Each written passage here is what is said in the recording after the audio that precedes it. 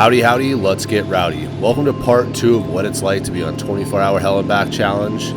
Right now, we're heading over to one of the biggest East Coast style shooters we have out here in the desert.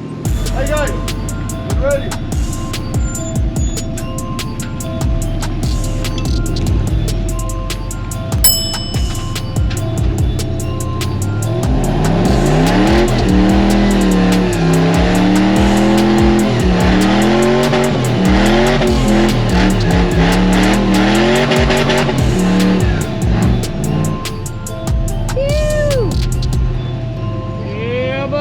Right there is what we call a front burn. Just like race cars on the racetrack, you want to do a rear burn to get your tires nice and sticky so you hook up traction, go down the track. Well, we do it with our front tires so that way we can hook up traction, get to the top of things. Now this obstacle is big, so you line up and then you just give it everything you got and hope you took the right line.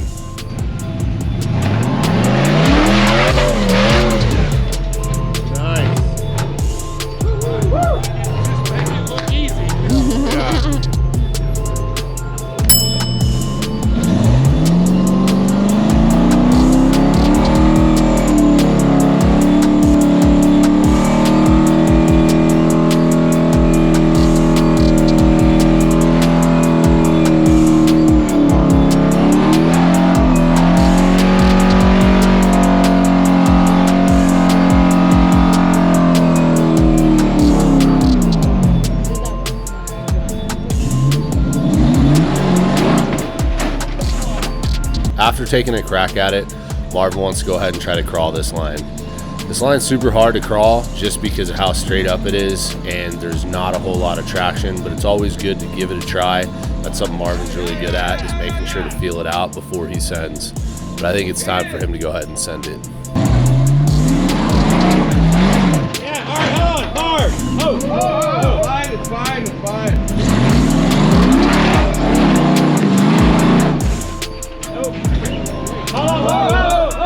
Kind of thinking that his rig might be too heavy for this one. But I don't know. That's just my theory. Marvin's rig does weigh about twice as much as my buggy, and it has a high center of gravity. And on this obstacle, putting a lot of horsepower into a flat wall could break a lot of stuff with that much weight. The smartest drivers know when not to grenade their stuff. And good morning. That's right, our batteries for our cameras suck, so we ran out, so we had to miss the rest of last night's action. But here we are at the beginning of the last trail of 24-hour Hell and Back.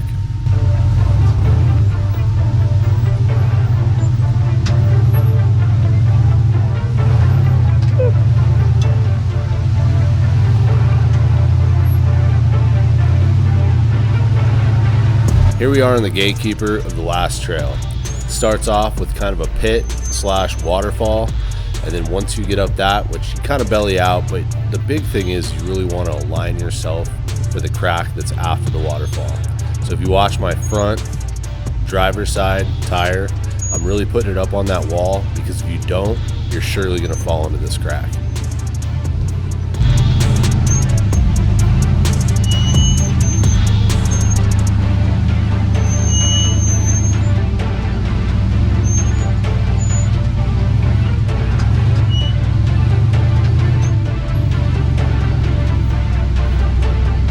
I was supposed to keep that rear tire up on the side of the wall to keep me from falling in the crack, but I fell in anyway.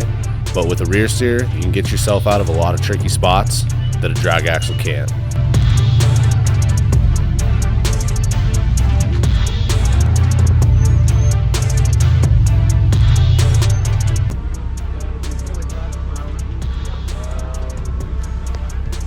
It is 7:43 in the morning.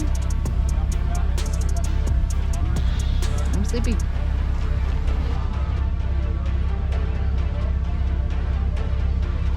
That guy, he is not sleepy.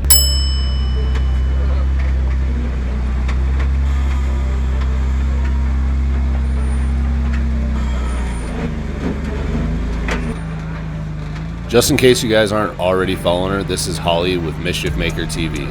Now I know what you guys are thinking. I was thinking the same thing. How hard can a 4-door JK actually wheel? Well, she wheels the crap out of it. I can contest because I was on this 24-hour Hell and Back with her and I was thoroughly impressed.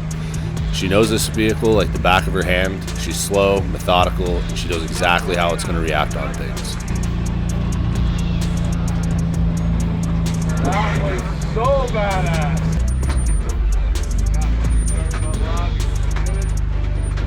Just like that.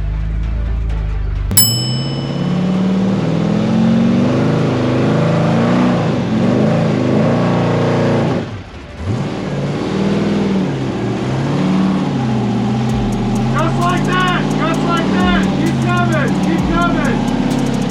Perfect! Just like that! I can't hear a word you're saying.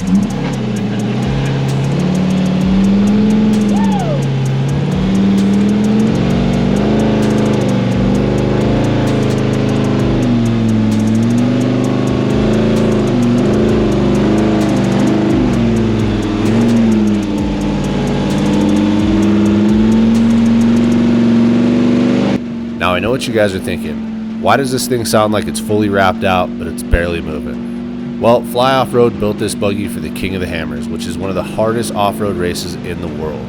It's designed to be going up through rock areas like this at 10 miles an hour, and then in the lake beds up to 120 miles an hour.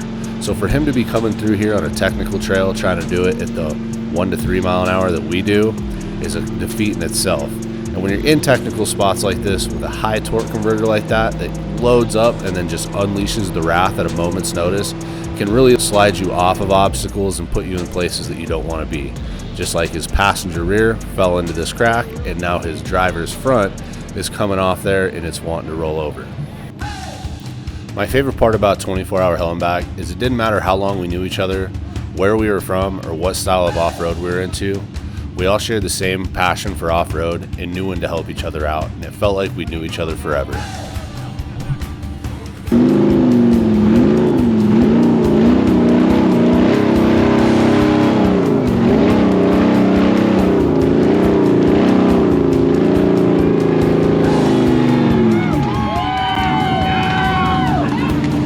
I can't. That was so exciting.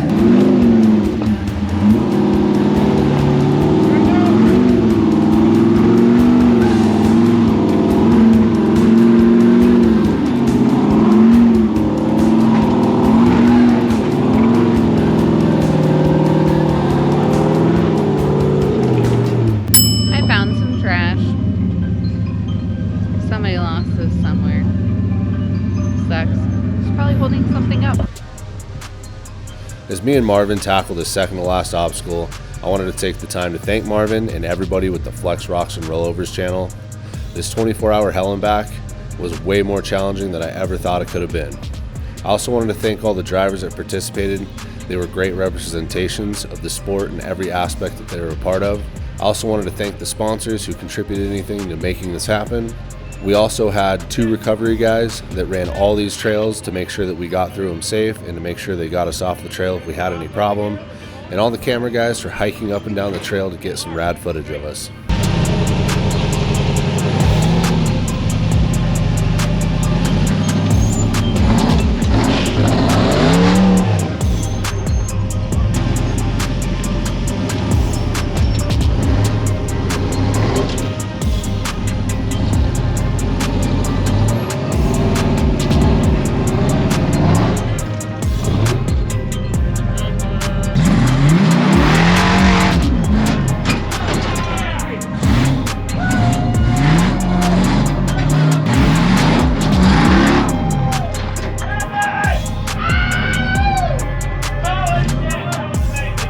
Best way to support this channel is by giving that subscribe button a little skiddly do, diddle that notification bell, give the video the fat finger, and leave us a dirty little comment down below. As always, thanks for wheeling with us.